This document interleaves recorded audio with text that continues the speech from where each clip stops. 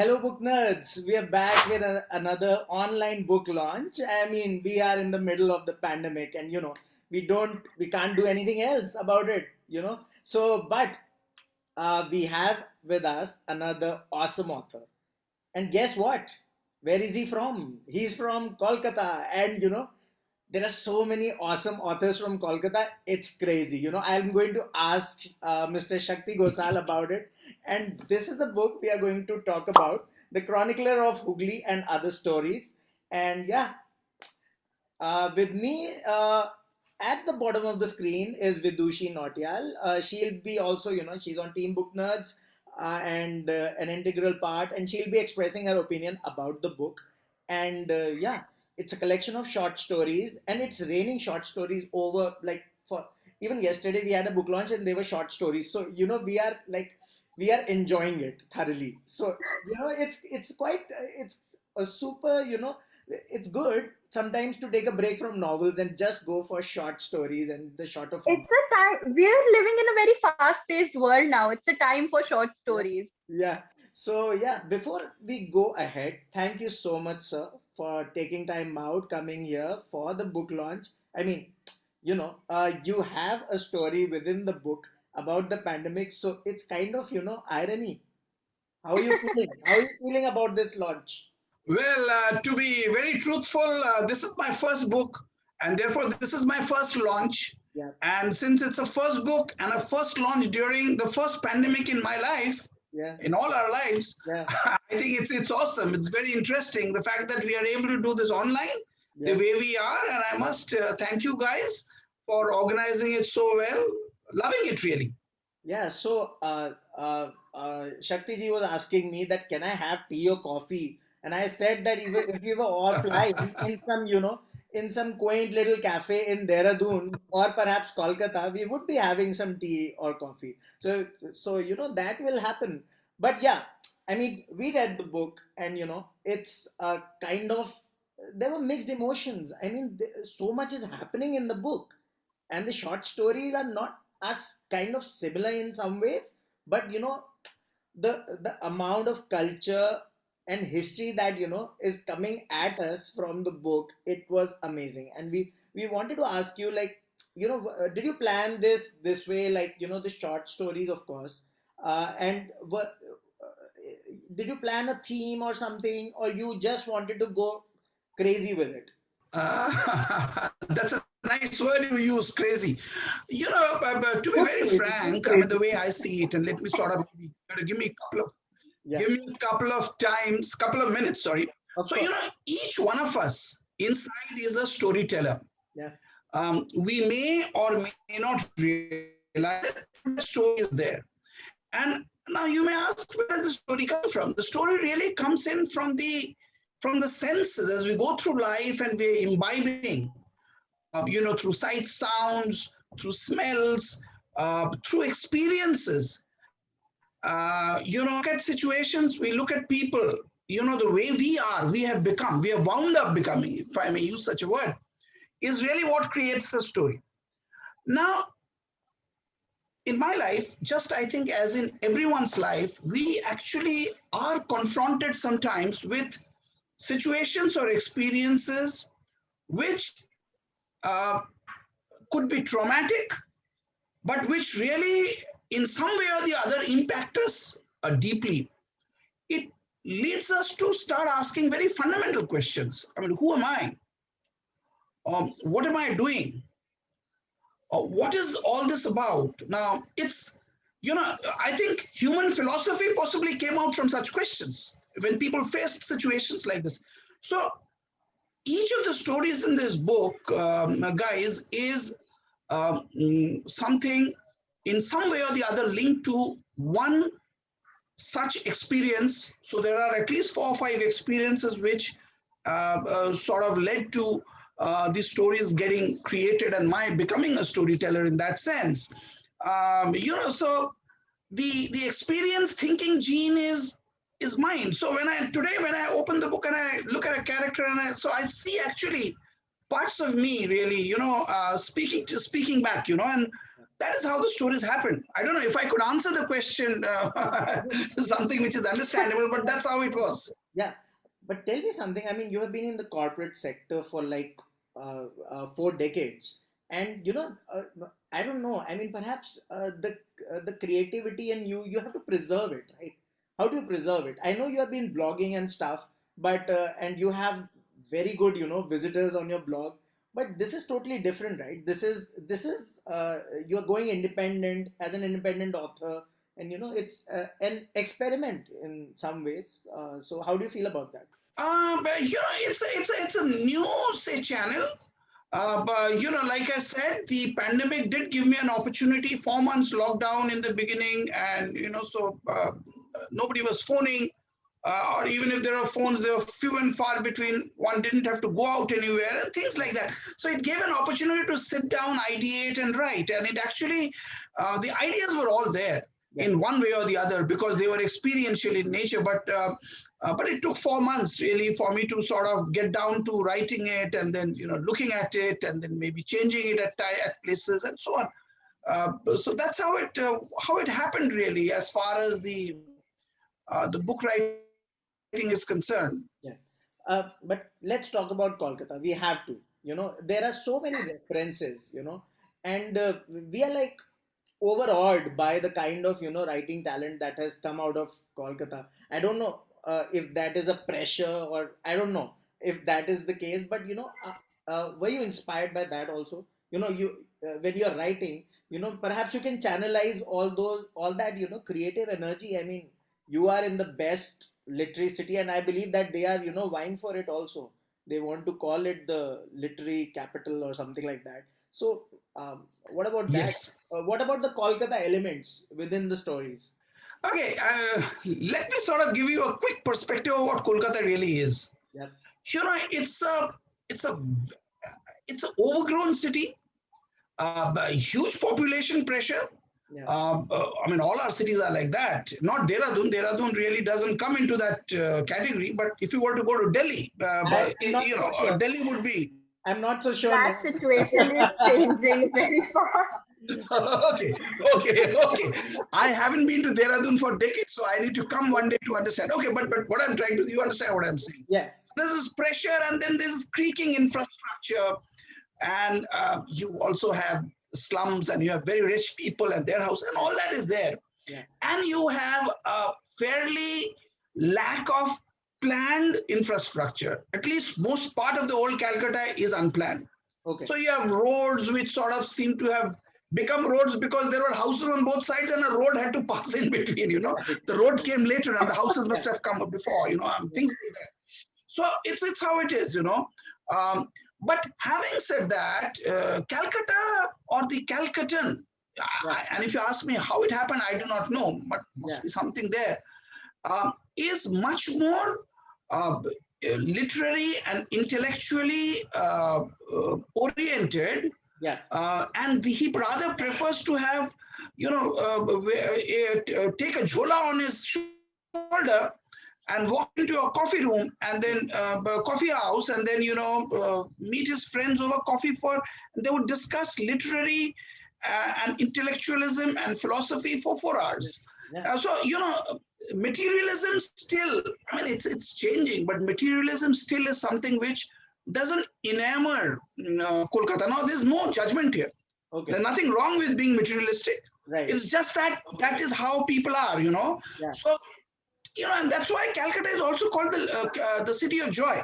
Long back, there was a book written, and you would have read about it. So the city of joy, because the thinking is somewhat different from. And I have lived in Delhi. I have actually been born and brought up in Delhi. Yeah. And I've lived in Bombay. I've lived in Bangalore. I have seen all the other cities, most of the other cities. So I can see the difference in Kolkata. Today, Kolkata, no longer Calcutta. Yeah. So let's go to Vidushi, and she has been reading the book, and especially the latter half, she was super interested in. Yeah. And tell us more about what you felt, your first impressions, Vidushi. First of all, welcome to the session. You have been, quietly sitting there listening to us, but tell us more. I am imbibing the vibe. I rarely meet people from Kolkata. So right now I'm just imbibing the whole culture Okay. so that Okay. it'll make me a genius somehow. So I'm just sitting here patiently waiting for Sir to garner advice and Yes. then I'll soak it up. But Sir, I loved the book. I hate history personally. Okay. It classes in school made me hate history because it was so tedious to learn and just to imbibe, honestly. But reading it here, it was mind opening and eye opening because for the first time there were connections between the stories. It wasn't just all up in the air that something happened these many years ago and now it's somehow important to us. So here there were connections and there were people that were related to all the stories, and that made it all the more better. So I read the last two stories, which are just amazing, Fault Lines and The Chronicler of the Hooghly. So the first book, oh wait, before that, Rohan sir said something about how all the stories are connected. I feel like they're connected through, sir, you can correct me if I'm wrong here. I feel like they're connected through the moral ambiguity of all the characters here, because they're all either a little bad or a little good. And that's how it all connects, that how failed the human emotions are and how they make us act in reality.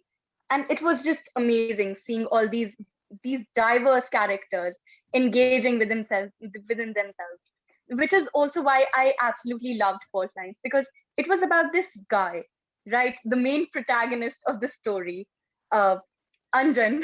If I'm not speaking this right, then please correct me here.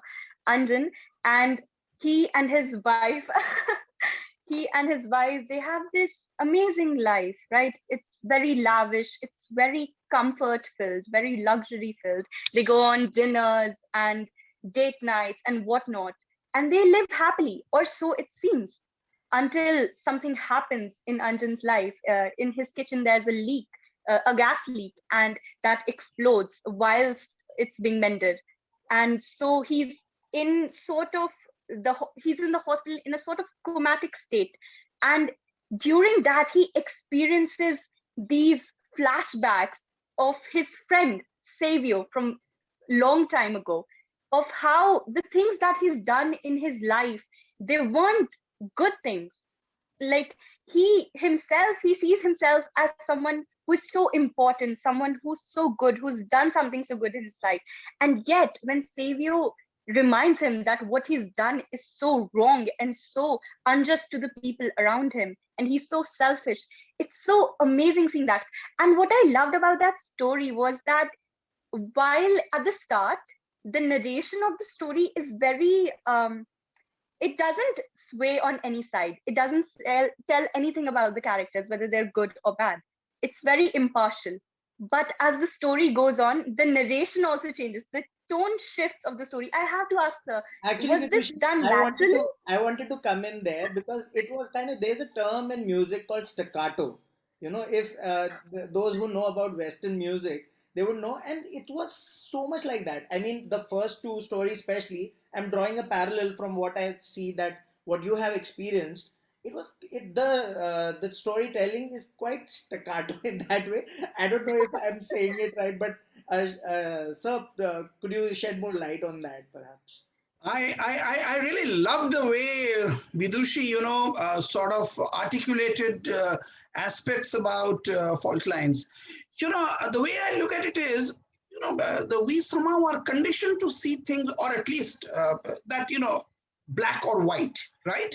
Yeah, yeah, So, the good or bad, powerful, not powerful, rich, poor, and so on and so forth. That's how we sort of try to make sense. But life is life really has life doesn't understand yeah, right or wrong or good or bad or white or black. um, what you are actually in is always shades of gray. yeah, So that's why I like to see life not as destinations. I like to see life as a journey yeah, and being in the moment. You talked about the protagonist Anjan. Anjan lived life, and he was okay with the way he thinks. Because he sort of wanted to achieve certain objectives, and he did it, and he was okay with it. I don't think he was suffering from any guilt conscience, at any point in time. Except that, sometimes when you are into this, um, a kind of a situation, and he was actually, hanging between life and death, Yeah. as you mentioned. So then sometimes deep down there are aspects which open up, and then certain things get clarified. Yeah. That's what it is in all my stories, therefore. And I think what you said is right. The protagonists are gray people. They are people like us. Yeah. Whenever they may have been living 200 years back, or 100 years back, or now even. Yeah. But there is a grayness, and that's what life is. Yeah. Yeah. And I wanted to actually go to page number 51, and it's you have written couple of, and I was expecting one story within the pandemic, Yeah. and I got two, so that's totally fine. So, there's one contemporary one, and then there's one which goes back in history. And on page 51, there's this letter, and it's beautiful. I really wanted to read it to give the viewers a taste of what this book actually is. It is like it's kind of genre defined, because I couldn't, put it in one genre, and I was having a hard time. I don't know how you managed it on Amazon and the publisher did, but it was kind of very tough for me to, understand the genre, and that's a good thing when you can Yeah, understand. when I was reading the stories, I felt this.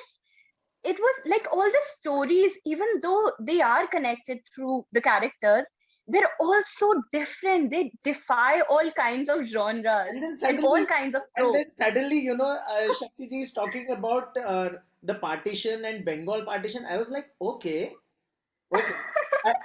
Okay, okay. That was my response. Okay, that's it.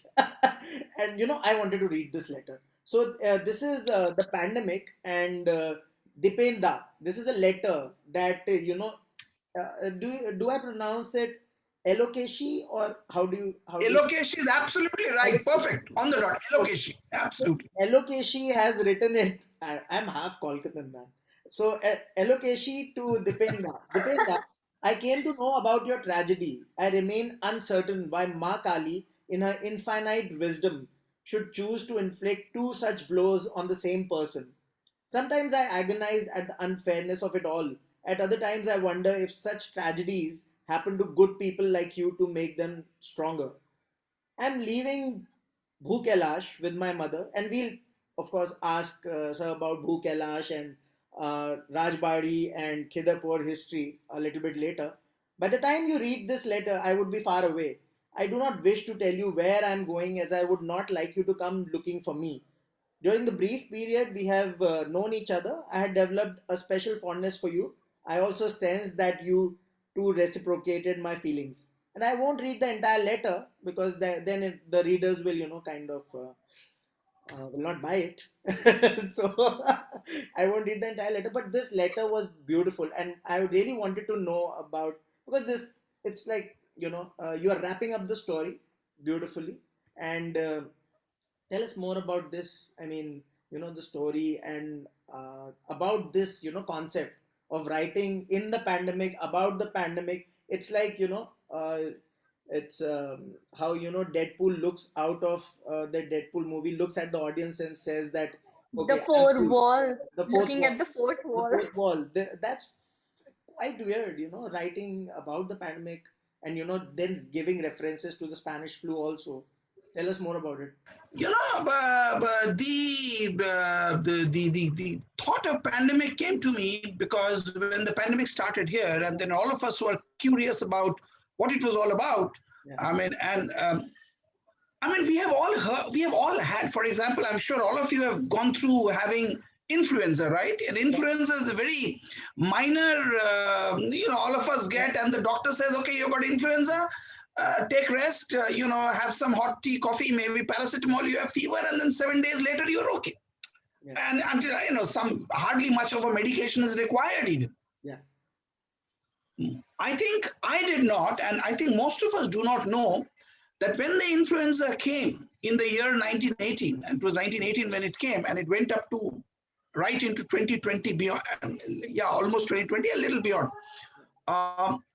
It it sort of infected 500 million people. Now, 500 million people, you should understand, in the context of what the population was then. Yeah. The Yeah. population of the world was 2 billion. That's it. So 25% of the world Yeah. got infected Wow. by the influenza, or the Spanish flu. It was named Spanish. It is actually what we know as influenza today, Yeah. right? So it sort of infected 25%. Okay. Out of the 500 million, 1 out of 10 died. So 50 million people died. Wow. They were doing more or less the same thing. If you go back and try and read and see some pictures of that time, it's not just about 100 years back. Yeah. They were wearing masks like we do. Yeah. They knew that one needed to do social distancing, which we are told we should do. Yeah. They said, please stay at home, and they were doing. And but however, the vaccines, of course, the way we today, the technology allows us to develop, and we developed it in 1 year's time, which is a historical event, because vaccines usually takes decades to really come out. Any vaccine, you name it, and it took decades, and sometimes maybe almost close to 100 years, 60, 70 years, a vaccine comes out. Today we did it in a year's time, a little more than, maybe less also. So fundamentally, as humanity, we have progressed in terms of our capability, control over technology, what we can do, the way we see things, the awareness about situations, all that. We believe we are much better than the past generation, than we are. Yeah. But at the same time, somewhere below that level, the way we respond, the way we get impacted by situations, how we see situations which are tragic in nature, how we sort of may or may not respond to things which are uncomfortable to us. Those, I think, remain the same. So the protagonists in the two stories, you will see that they're very different. One fellow is a supervisor, labor supervisor. He actually takes care of labor, at the ships. And Kinderpur docks was actually a dock. It's a river dock, but still it was a dock for ships coming in from all over the world. We have another gentleman who is a professional of today. He understands technology. He's been to the US. He lived his life there, for long years. But when it comes down to how they see situation, there isn't too much of a difference over the last 100 years. That is what I thought, was the underlying layer of that story, pandemic. And if you read both of them, they are disparate. They're pretty discrete and different, but at the same time, both the guys are actually linked to each other through 4 generations. So there is a relation between them. Though the 4th generation guy now, he has heard about what had happened 100 years back, and he does allude to it in the story, but very slightly though. Very slightly. In there, it's just Very slightly. And you talked about Bhukoilash, Rajbari. Do you want me to talk about that? Of course. That was my next question. So Bhukoilash Rajbari exists. Bhukoilash Rajbari is very much there. It's an old, dilapidated place, and like in the story also, it was built by a very, very rich guy during the British times. And these were this guy used to trade in salt and other things. Salt used to be a pretty, a very, very good trade at that time. You can make salt and you could sort of send it out and you can make a lot of money. And he had gone to what is today Bangladesh, but it was all Bengal that time. So he had gone to Chittagong, and there he was a kind of an official for the British, and so he made a lot of money there also. Um, uh, so Bhukoilash Rajbari, if you go, at first sight you'll find that it has become a slum. Okay. Because the land has been occupied over the last 100 years, and so they have small shanties, all kinds of things. But there you have these two temples, and the two temples house, they are actually a pair of shivling. Okay. And these are actually the world's biggest shivling. Oh, Both of them. wow. They are huge. I mean, if you were to put, like, on Shivratri, you put milk, right, on top of the shivling. Yeah. You have to go upstairs to, you have to climb, and then you have to, and these were built at that time. So Yeah. that's the interesting part, that you have the shivling, and Bhukoilash is nothing but the home of the person from Kailash. Right. So it's Kailash is where Shiv comes from, right? So it's basically that, the Bhukoilash name is taken from that. Okay. Awesome. Okay. So, like I said, the book is kind of genre defined. I was curious. I mean, and I want to put this to Vidushi also. Um, Contradictory to, I know that these are short stories, but if this were a novel, perhaps I wouldn't mind it also. I mean, if it was a larger format, Oh. I mean, if it would be like 400 odd pages, I would. Okay, so you're giving me a very good segue into discussing Yeah. the Chronicler of the Hooghly, which is Yeah. honestly, oh my God, I cannot with that story. That story is so rich in its history, in everything, because you start with these two characters, right? Samir, and his mom is very ill, right? His elder brother is dead, and he goes to the river Hooghly on a whim, basically, right? And he meets this guy who's so enigmatic, and he's so weird, and he's just staring at him, and he comes to talk to him himself. Like, he's a stranger, but he approaches him himself, right? And he just tells him to call him the Chronicler, like a weirdo, honestly. And then he starts Be careful. Be like, careful. We don't know. We don't in, know who. Yeah. in 2020, 2021, well, who approaches someone and is just like, I am the Chronicler? But he does. And he's so enigmatic and so mysterious. And then he starts telling him all these stories about the river and about this necklace that is apparently the harbinger of chaos and destruction onto people's lives. And it's that necklace that brings people's lives to the ground and empires to the ground, and apparently the whole nation.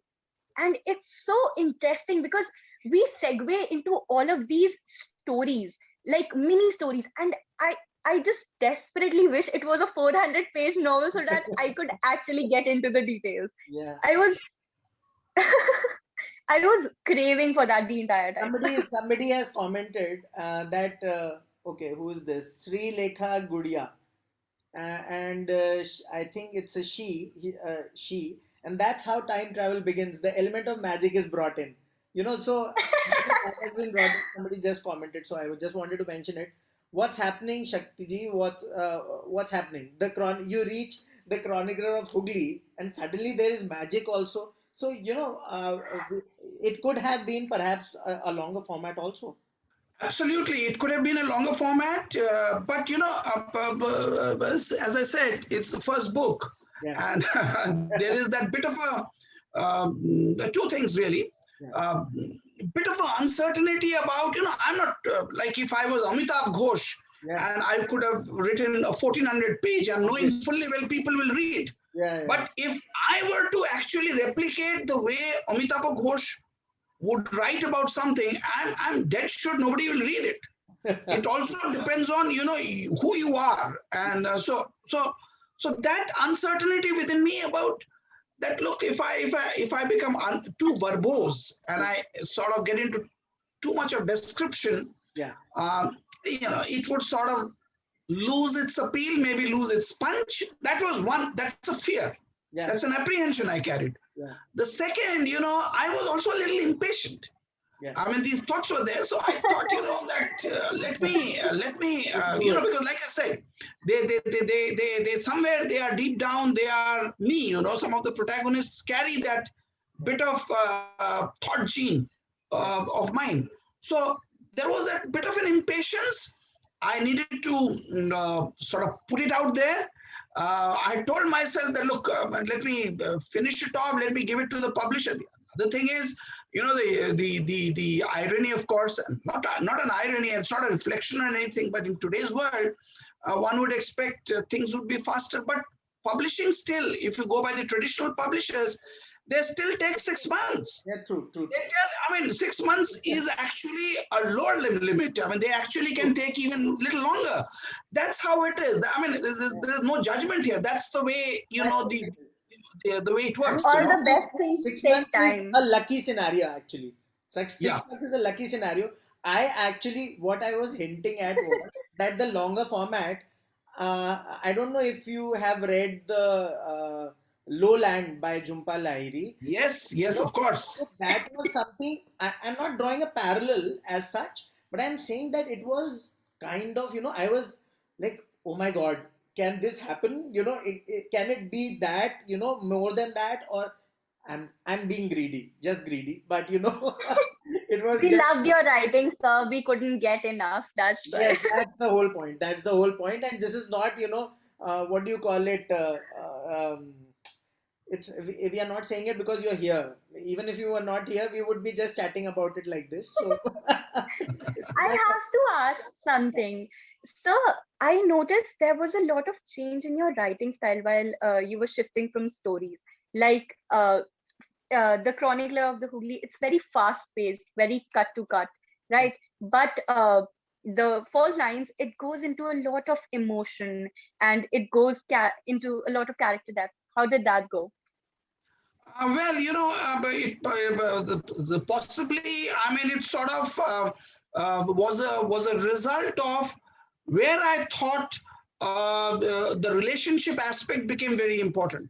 Okay. And Fault Lines is really, I mean, okay, you guys are talking about genres, and so the way you cannot really define, but I would say that in a very loose way, some of the stories are in the historical genre, So Chronicler of the Hooghly actually has real historical characters, and they are interacting and interfacing with fictional characters.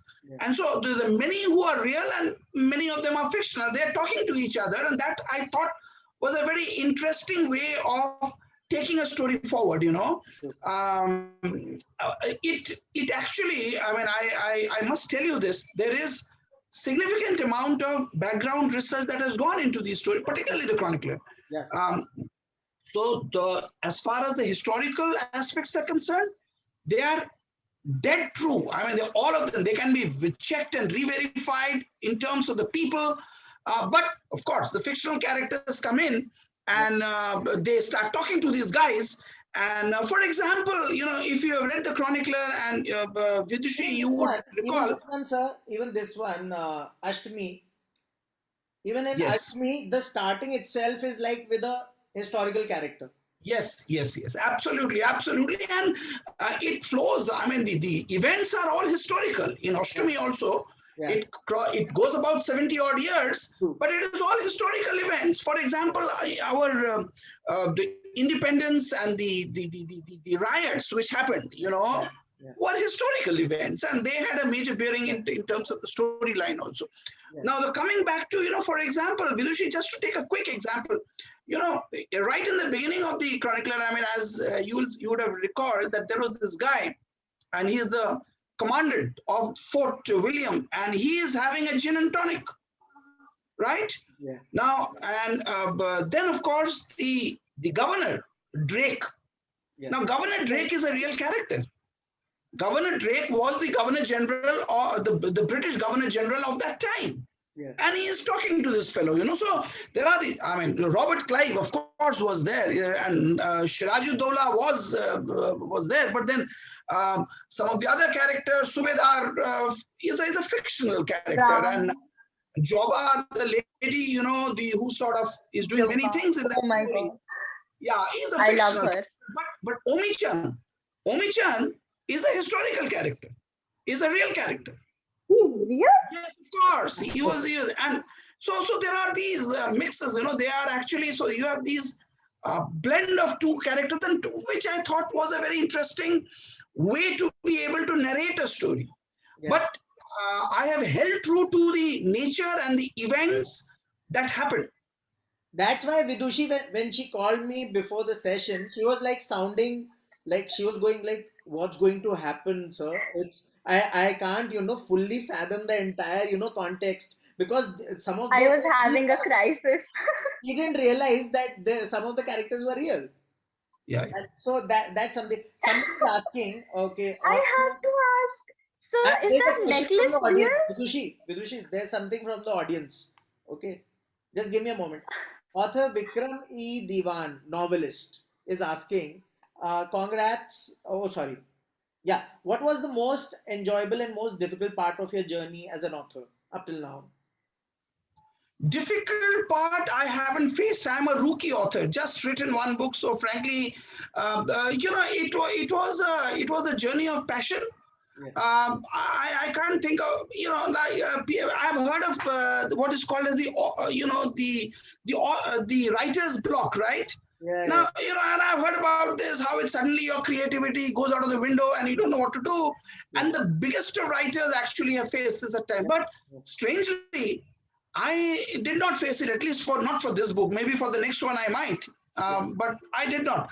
So it was more of a passion-filled journey. For me, it was only highs. Even today, it's a high. Talking to you guys, in this event is a high for me. And I think that's what I feel so blessed, really, that I'm able to go from one high to another. Yeah, I wanted to ask you about the heritage elements that you have put in, the tongas, the tram lines, all those wonderful, aspects which were like, oh my gosh. I mean, because we have had tongas even in Dehradun, Dalanwala, like just like 3 to 5 minutes away from me. So I mean, it's amazing. But why would you put those elements, and how do you kind of define them in the story? Because maybe sometimes it may look like you are being self-indulgent. It has to be very natural. What you said is true. I have been self-indulgent. The Tongas, when I was small, when I was very small, and Delhi, I was born and brought up in New Delhi. Okay. And I used to be, now though that place itself doesn't exist, so, you had this place where you had the old British single-storied quarters, and they had squares. They had playgrounds, and there used to be in a rectangle. And so I was born and brought up in such a square. We were 7 minutes walking distance from Connaught Place. New Delhi was a very small place, very small place. Yeah. And the main way of transportation for the normal person used to be the Tonga. Right. Because taxis were few and far between. There were autos are very less. Autos were there, but there used to be what is called as patpatia, those who are banned. Delhi used to have these motorcycle where, I don't know if you have seen those things, if you've ever seen, but they used to be there. They were banned because of the pollution creating. But Tonga was so we would go by Tonga. Right. And the Tongas were very interesting, because you have the horse in front, and as a child, you like to watch that horse from behind, the tail swishing and the way the horse moves, and it was very fascinating for children. Yeah. Trams is something which, again, as a child, I was very fascinated. I did not see the tram in Delhi, but my father, who also was born and brought up in Delhi, saw the trams. So it was something which I had heard, and I did a bit of, so trams were there. Trams still exist in Calcutta. Today, I believe near the old Delhi and the Chandni Chowk area, the Delhi government was very seriously thinking of bringing back the heritage trams. Yeah. Yeah. I think they should read the book and then they will decide, that they have to bring, because I was like, okay, Delhi tram lines. I was wondering, and I then Googled. So yeah, I figured it out. But that's There's another. also this there's also this description of the railway station while a couple are like getting off of the railway station, and it's so beautiful, it's so vintage, it has so many vibes. I was like, Oh, yes. So oh, so yeah, so yeah. I Tell me. have to ask. Yeah, please go ahead. So it's an important question, very important question. Is that necklace real? That pearl necklace, that harbinger of chaos? Are we in danger? The necklace Vidushi is a fictional construct. Okay. The necklace actually holds the story together. Yeah. It is actually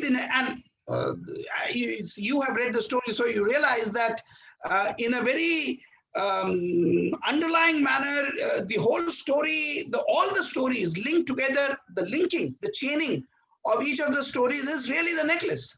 Yeah. So this. They're all stories of such destruction because of that necklace and because of the curse that necklace carries. Yes. It's such a powerful weapon. I don't think we should have it in the world today. It's too powerful, right? Yeah. So yeah, I really wanted to, and I always try to understand and ask all authors who have an experience, or they know about Kolkata, that there's so many amazing writers, and so many amazing books. Some of them have been referenced in this session earlier also. So how does that happen? I mean, it's kind of amazing. Do you have your own vaccine or something? I don't know. It's That's the a good gene. one. I have never thought it that way, but you're right. It must be something. Yeah. But I suspect it is. It's the way possibly a place evolved. So people, for example, we used to have, even today, so we have Rabindranath Tagore. Yeah. Now, Rabindranath Tagore is very intrinsic. We believe he is very intrinsic to Bengal. Yeah. But if I were to look at it from in the scale of India, Yeah. and I have to look at it even from a scale of a world, he actually was a world person. True. Because and even today we sort of are pretty surprised at the kind of output that he gave. And I was talking to my wife, I think just a couple of days when I said, we were listening to Rabindra Sangeet, Okay. which are the songs and the music that was all penned and also composed by Rabindranath Tagore. Yeah. And there is so much of it, guys. It's unbelievable. I mean, somebody in one lifetime could have produced that. Yeah. And he sort of was sort of motivated or inspired by music from all over the world. So today people have seen that there is a particular the musical composition, say in UK.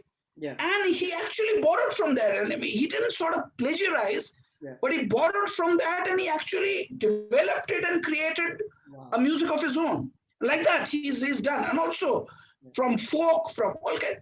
So, people like, I don't know if you guys go to Austria or Vienna.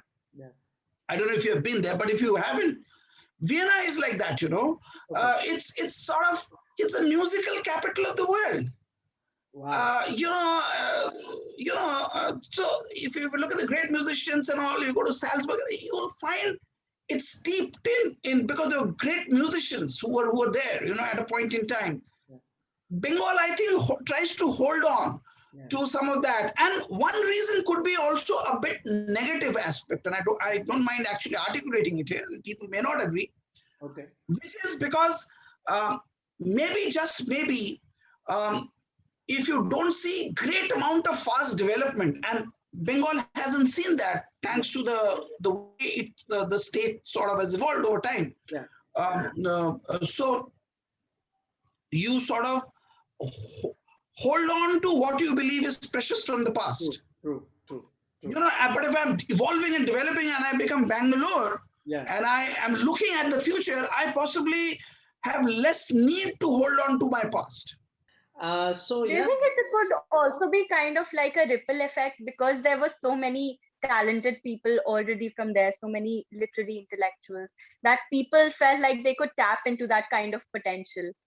yeah. So another author from, Sure, yeah, absolutely right. Yeah. yeah, another author from Dehradun told me about Dublin in Ireland, and he said that it's amazing how they have kind of preserved whatever they had, the great writers that they had, and they co-opted it with the tourism, and it has Oh, come yes. out beautifully. So yeah, great. So I think so. We have discussed so many things in the session, and had the gala time discussing this one. And it's the word for me for this one is it's genre defined. It's completely genre defined. You have to check it out and tell us about what you felt. Tell us what you felt about it on Amazon, Goodreads, wherever, and give your honest reviews, which help the author a lot, to process for the next book. The next book is coming, as Mr. Shakti Ghosal told us. And thank you, Vidushi, for your impressions about the book. And thank you, sir. Thank you, sir, for this beautiful one. And we are looking forward to so much more. And going back to this one, because you have mentioned so many things that we have to go back and kind of reprocess. So yeah, we will do that, and thank you so much. Yeah. We'll have a fun rereading process also. Oh yes, it's a book launch, so we have to hold it up, the book. It's customary. Yes, we need to hold it up. Yes, absolutely. Yes. But guys, thank We you are so much. now, It was lovely to you, and I didn't realize the way the time has passed. Oh Because yes. suddenly I see, and it's been almost 50 minutes. Yes. Yes. We have been speaking, and thank you so much. It was a fantastic Any last session. word? Any Thank you last word for the also. readers? For the readers. My only thought, and I could articulate it here, is that today, like Bidushi mentioned, very fast-paced life, and we don't have much time to read. We don't have much time to stand and stare. Yeah. As some poet had said many years back. Um, a book like this possibly allows you to rediscover a good read. I'm saying this even though I've authored it, but I believe that it sort of takes you back into a old worldly charm of what a good read could be. So folks, I mean, if you have a little time, and the stories aren't very long, uh, they are in their own way pretty fast paced, Yeah. and you could sort of read a story in one session and then get back to doing something else and come back to read the second story and so on. So thank you so much. For me it was very easy. I read couple and then took a break and then couple more, so it was pretty easy for me. Yes. Thank you so much, sir. Thank you so much. And all of you who are watching this, like I said, Thank go to you. Amazon right Thank now. you. Go to Amazon, and for other book related content you can always come to Booknerds for that Facebook, Instagram, Twitter, YouTube. Thank you so much.